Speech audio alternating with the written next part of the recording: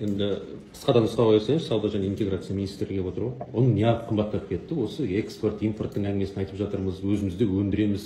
Елден сұрақ көп те, мысалға 12 мың тұрған ұн 16 мың, 18 мың әр аймақта әртүрлі болып кете салды. Ол неге қымбаттап кетті осы бір аптаның ішінде? Сіздер жауап беріңіздерші. Мен елге не айтарымды білмеймін. Жазады елдер әлеуметтік желіде, көшеде көріп қалған кезде. Мен үйге жаяу барып жаяу қайтам. Халық таниды, ел біледі. Жаяу қайтып бара жатқан кезде 10 адаммен жоқ дегенде кездесем, сөйлесем, 10 адамның қазір 4-еуі сондай сұрақ қоятын болды. Ол неге қымбат міне? Сіздер жауап беріңіздерші. Жақсы, рахмет сұрағыңызға. Біз ол сұрақты сіз бұрында да айтқансыз. Бүгін бюджетті қарастырып жатырмыз.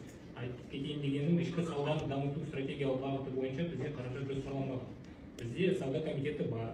Ол мына бағалар мәселесімен айналысып жатыр.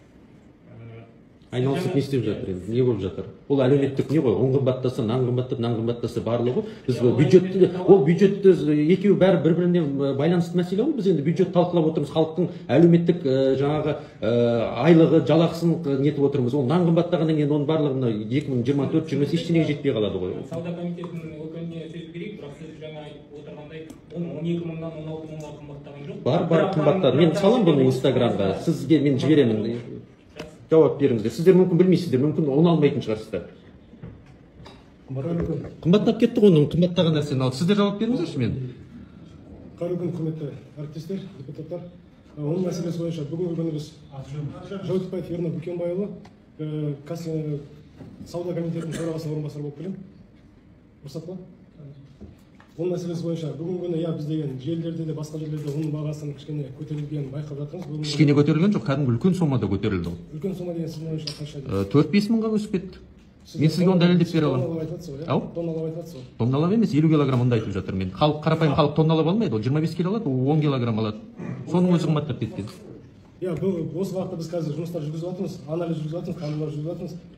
Қазір деген мысалы деген оңтүстік өңірлерде оның деген кішкене қымбаттау себебі, өйткені солтүстік ұн шығаратын өңірлерімізде жауын-шашынның көп болып жатқан себебінен қазіргі күнде оның жинау уақыты 1-2 аптаға, бір айға дейін созылып келеді бүгінгі күні. Одан басқа біз деген қазір басқа да сауда орындарда, базарларда оның бағаның көтерілуіне қарсы. Жоқ, биыл жоқ болғанда, биыл деген мысалы оның деген өткен жылға қарағанда мысалы Ресей мемлекетінен экспорттың, импортты кішкене біраз 10%-дай кішкене азайды. Оған бола болғанда бұнда деген қазір деген халықтың арасында әңгіме жүріп жатыр. Оның деген сапасы кішкене нашарлау деген сияқты және одан да басқа қазіргі оның деген жинау уақыты кішкене ұзақтап жатқандықтан жауын-шашын жауып жатқан себептерінен. Сол себепті кішкене онымен деген осы бағытта жұмыстар жүргізілуде.